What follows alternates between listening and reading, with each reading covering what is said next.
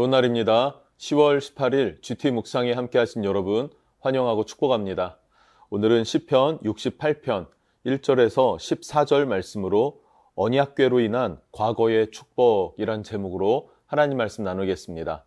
본문 말씀 함께 읽어봅니다. 제68편 다윗의 시 인도자를 따라 부르는 노래. 하나님이 일어나시니 원수들은 흩어지며 주를 미워하는 자들은 주 앞에서 도망하리이다. 연기가 불려가듯이 그들을 몰아내소서.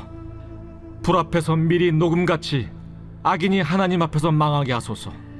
의인은 기뻐하여 하나님 앞에서 뛰놀며 기뻐하고 즐거워할지어다. 하나님께 노래하며 그의 이름을 찬양하라. 하늘을 타고 광야에 행하시던 일을 위하여 대로를 수축하라. 그의 이름은 여호와이시니 그의 앞에서 뛰놀지어다. 그의 거룩한 처소에 계신 하나님은 고아의 아버지시며 과부의 재판장이시라. 하나님이 고독한 자들은 가족과 함께 살게 하시며 갇힌 자들은 이끌어내사 형통하게 하시느니라. 오직 거역하는 자들의 거처는 메마른 땅이로다. 하나님이여, 주의 백성 앞에서 앞서 나아가사 광야에서 행진하셨을 때 땅이 진동하며 하늘이 하나님 앞에서 떨어지며 저 신의 산도 하나님 곧 이스라엘의 하나님 앞에서 진동하였나이다. 하나님이여, 주께서 흡족한 비를 보내사 주의 기업이 곰핍할 때 주께서 그것을 견고하게 하셨고 주의 회중을 그 가운데에 살게 하셨나이다. 하나님이여, 주께서 가난한 자를 위하여 주의 은택을 준비하셨나이다. 주께서 말씀을 주시니 소식을 공포하는 여자들은 큰 무리라. 여러 군대의 왕들이 도망하고 도망하니 집에 있던 여자들도 탈취물을 나누도다. 너희가 양 우리에 누울 때에는 그 날개를 은으로 입히고 그 깃을 황금으로 입힌 비둘기 같도다. 전능하신 이가 왕들을 그 중에서 흩으실 때에는 살몬의 눈이 날림 같도다. 오늘 말씀 1절부터 3절 말씀을 보면요, 시편 68편 전체의 서론과 같다라고 볼 수 있을 것 같아요. 68편과 또 앞으로 살펴볼 69편의 시는 굉장히 어렵습니다. 해석하기도 어렵고 이해하기도 어려운 부분들이 많이 있어요. 그러나 1절 말씀부터 살펴보면 어떤 시구나 어떤 상황이구나 라는 것을 우리가 이해할 수가 있게 되는 것이죠. 1절을 보니까요, 하나님이 일어나시니 원수들은 흩어지며 주를 미워하는 자들은 주 앞에서 도망하리이다. 아멘. 네, 여기에서 일어나시니 흩어지며 도망하리이다 라고 하는 이 동사들은요, 민수기 10장에 보면 출애굽한 이후에 광야를 지나는 이스라엘 백성들이 법궤가 움직일 때마다 불렀던 노랫말과 일치합니다. 그래서 다윗이 법궤를 옮길 때에 그때 지어서 부른 노래가 오늘 68편일 것이다 라고 많은 학자들이 이야기를 하고 있죠. 자, 그리고 2절을 보면 그 법궤에 하나님의 임재가 있고 그 하나님의 말씀이 이스라엘 성전으로 들어올 때에, 그렇게 들어올 때에 악인들은 연기처럼 사라질 것이고 불 앞에 밀이 녹듯이 악한 자들은 녹아 없어지게 될 것이다. 그러나 3절에는 의인은 기쁨과 즐거움으로 하나님 앞에서 뛰놀게 될 것이다 라고 말하고 있습니다. 맞죠? 이스라엘 가운데에 처음 하나님이 법궤를 주셨을 때, 시내산에서 법궤를 주시고 성막을 세웠을 때 그들을 이끄시고 지키신 하나님, 보호하시고 승리를 주셨던 하나님, 먹이시고 또 마시게 하시고 옷이 닳아서 헤어져서 버리는 일이 없게 하신 하나님, 그렇게 공급하신 하나님이 지금 이스라엘 가운데로 들어오신다. 그러니 이스라엘 백성들은 기뻐하고 즐거워하며 뛰놀며 찬양하는 그런 상황들을 묘사하고 또 그것을 선포하면서 하나님 앞에 예배한다라고 볼 수 있겠죠. 자, 이어서 4절부터 6절을 보면요, 이제 대로를 건설하라 라고 다윗이 선포합니다. 4절 말씀을 보겠습니다. 하나님께 노래하며 그의 이름을 찬양하라. 하늘을 타고 광야에 행하시던 일을 위하여 대로를 수축하라. 그의 이름은 여호와시니 그의 앞에서 뛰놀지어다. 아멘.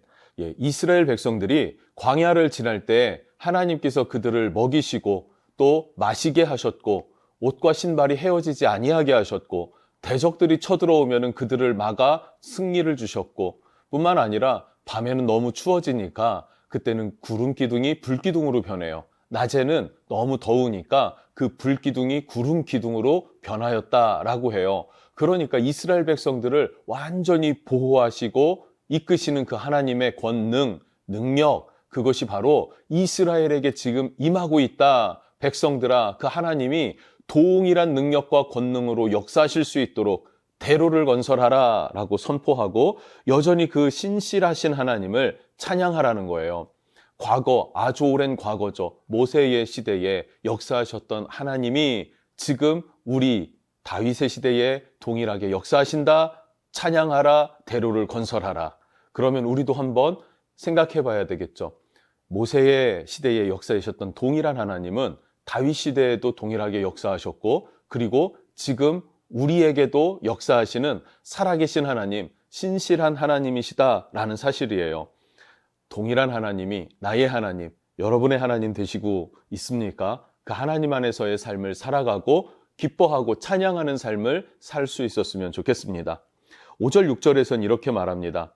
이스라엘의 하나님은 재판장이 되신다. 그래서 억울하게 고통받고 갇힌 사람들, 고독한 사람들 가운데 해방을 주시고 반대로 거역하는 자들, 하나님을 거역하는 자들에게는 바깥 어두운 곳에 내던지겠다. 메마른 곳으로 쫓아내시겠다라고 말하고 있어요.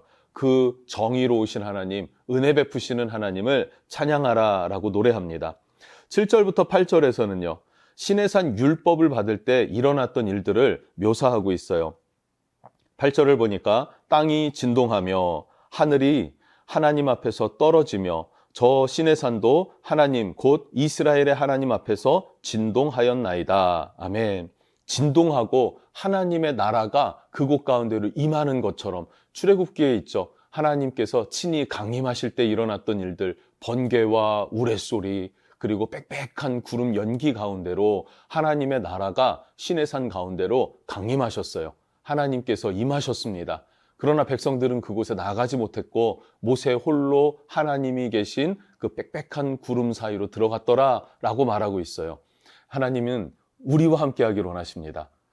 모세에게 임하신 하나님, 그때는 모세에게만이 아니라 온 백성 가운데 친히 임하시겠다고 하신 그 하나님이 다윗의 시대에 다윗의 장막 가운데로 임하여 주셨고 지금 성령님께서 동일한 하나님의 영으로 우리 개인의 삶과 가정에도 임하기를 원하신다는 사실을 여러분 기억하셨으면 좋겠습니다. 그렇게 시내산에서 율법을 받을 때 땅이 진동하고 하나님의 나라가 강림되어졌던 그 사건을 표현하고 있어요. 그러면서 9절 10절에는 그렇게 임하신 하나님의 나라는 어떻게 펼쳐지는가? 광야에 흡족한 비를 주셔서 천국을 누리게 하신다. 이런 표현이에요. 광야인데 비를 주신다. 그럼 그곳은 천국과 같이 되어지는 곳이죠. 그렇게 천국을 누리게 하시는 하나님. 11절에는 만나를 주신다라 그래요. 만나는 단순한 식량이라고 보일 수도 있겠지만 광야에서의 이 만나는요. 거의 천국의 식탁과 같은 그런 누림이었다라는 것도 노래하고 있습니다. 뿐만 아니라 가나안을 취하라는 명령도 함께 주셨고 그 가나안을 취하라는 하나님의 명령을 선포한 여인들도 그들에게도 전리품을 나누어 주시는 하나님이시다라는 거예요. 하나님 어떤 분이십니까? 우리를 지키시고 보호하시고 이끄시면서 억울한 것들도 풀어주시고 아무리 광야와 같은 인생길도 하나님의 천국을 누릴 수 있는 은총을 베푸시는 하나님 뿐만 아니라 그 광야를 벗어나 가나안을 허락하셨다라고 이야기를 하고 있습니다. 그리고 13절, 14절 마지막으로 살펴보면 13절에는요. 그 백성들이 안식을 누려요. 가나안에 들어가 안식을 누리는데 들판의 양처럼 풍족함과 황금 비둘기처럼 영화롭고 평화롭게 하신다라고 말해요. 그러나 14절 악인들은 어떻게 하십니까? 그들은 눈이 흩날리듯이 사라져버릴 것이다. 흩어져 버릴 것이다. 라고 이야기를 합니다. 오늘 말씀을 잘 살펴보면 계속해서 대적들이 등장합니다. 그런데 다윗의 노래는 그 대적들을 개의치 않아 해요. 그리고 그들을 물리치실 하나님께 집중하고 하나님을 찬양합니다. 그것이 지혜이고 믿음의 눈인 줄로 믿습니다. 출애굽할 때 이스라엘 백성들을 괴롭혔던 수많은 나라들이 있었죠. 애굽도 있었고 미디안도 있었고 가나안 7 부족도 있었고요. 이스라엘이 지나가는 것도 싫어했었던 모압 왕도 있었고요. 그러나 하나님께서는 그들을 다 심판하셨고 하나님은 이스라엘을 지키시며 이끌어 주셨습니다. 다윗 때도 그렇습니다. 다윗 때에도 주변 국가들이 계속해서 고통을 주고 약탈해가고 당하기만 했던 게 이스라엘이었어요. 사사시대부터 지속적으로 그래왔습니다. 그리고 다윗이 왕이 되기 전에 사울의 시대, 그때에는 어땠습니까? 사무엘 시대, 사울 시대, 이때에는 계속해서 블레셋에 의해서 약탈당하고 침략당하고 빼앗기고 억울한 일들을 당했었습니다. 그러나 다윗이 왕이 되고는 블레셋뿐만 아니라 모압, 암몬, 뭐 할 것 없이 그 주변 일대에 있는 모든 나라들을 다 평정했고 그들에게 조공을 받는 그런 일들을 펼치지 않습니까? 그것은 다윗이 용사였기 때문이 아닙니다. 다윗이 사모하고 원했던 하나님의 영광의 임재, 법궤가 이스라엘 가운데 견고히 섰다는 것이죠. 형식적으로 법궤를 옮겨 두었다가 아니라 그 법궤에 임하신 하나님의 영광을 노래했다. 진심으로 하나님이 이스라엘의 왕이 되기를 구하였다. 그리고 그 앞에서 찬양하며 기뻐했다라는 거죠. 그때 하나님의 역사가 이스라엘 가운데로 충만하게 임하셨듯이 지금 우리에게도 하나님의 말씀이 임하면 하나님의 통치가 우리 삶 가운데 임하게 될 것이고 이스라엘을 지키시고 보호하셨듯이 모세의 때와 같이 다윗의 때와 같이 또 지금 우리에게도 하나님의 은혜가 동일하게 임하게 될 것입니다. 이 은혜를 누리는 저와 여러분 되시기를 주님 이름으로 축복합니다. 기도하겠습니다. 하나님, 언약궤로 인한 과거의 축복을 노래하는 다윗의 시를 나눴습니다. 그 과거의 축복이 다윗의 시대에 이루어지었고 또 이 말씀을 통해서 현재 우리에게도 동일한 축복이 임하기를 원하는 것이 하나님이신 줄로 믿습니다. 지금 우리가 그 무엇보다 하나님의 말씀을 사모하고 주님의 임재를 갈망하는 사람들 되게 해주십시오.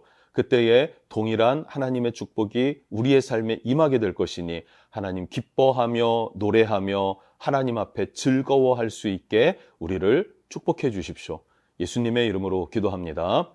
아멘.